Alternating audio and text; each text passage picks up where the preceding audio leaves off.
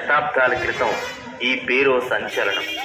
రాజ్యాధికారం గురించి కనీసం ఆలోచించడమే పాపమైన కాలంలో సింహాసనాన్ని అధిష్ఠించిన బహుజన సింహం, నవాబుల తాబేదారుగా మారిన అగ్రవర్ణ దోపిడీ వ్యవస్థపై తిరుగుబాటు చేసిన ధైర్యశాలి, 17వ శతాబ్దిలోనే తెలంగాణ గడ్డపై పోరు విత్తనాలు నాటిన విప్లవకారుడు, బలహీన వర్గ కుటుంబంలో పుట్టి రాచరిక పునాదులను కదిలించిన ధీరోదాత్తుడు సర్వాయి పాపన్న గౌడ్. తెలంగాణ పౌరుషాన్ని పోతపోసుకున్న గౌడ్ సాబ్ సర్వాయి పాపన్న వరంగల్ జిల్లా కిలాషాపూర్లో 1650 ఆగస్టు 18న పుట్టాడు. తండ్రి చిన్నప్పుడే మరణించడంతో తల్లి సర్వస్వమై పాపన్నను పెంచింది.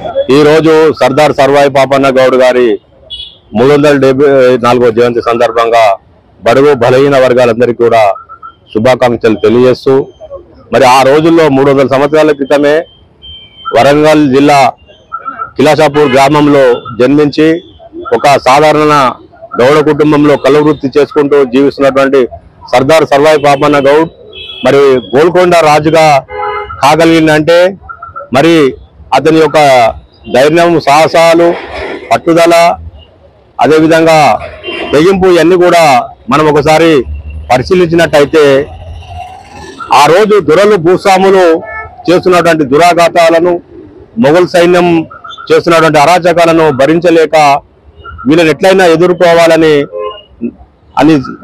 తలంపుతో 12 మందితో జట్టుగా కట్టగట్టి చిన్న చిన్న సంస్థానాలను కొల్లగొట్టి కిలాషాపూర్ గ్రామంలో మొదటిసారి కోటలు నిర్మించి ఆ తర్వాత 20 కోటలు నిర్మించి వరంగల్, భువనగిరి, గోల్కొండ కోటను జయించి గోల్కొండ కోటకు రాజు కాగలిగినటువంటి సర్దార్ సర్వాయి పాపన్న గౌడ్ ఇలా మనం అందరము కూడా బడుగు బలైన వర్గాలు ఆదర్శం తీసుకోవాల్సిన అవసరం ఉంది.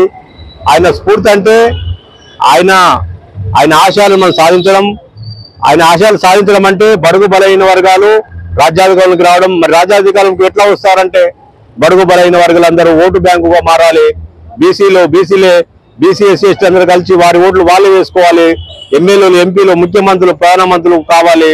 అప్పుడు మాత్రమే రాజ్యాధికారం వస్తుంది.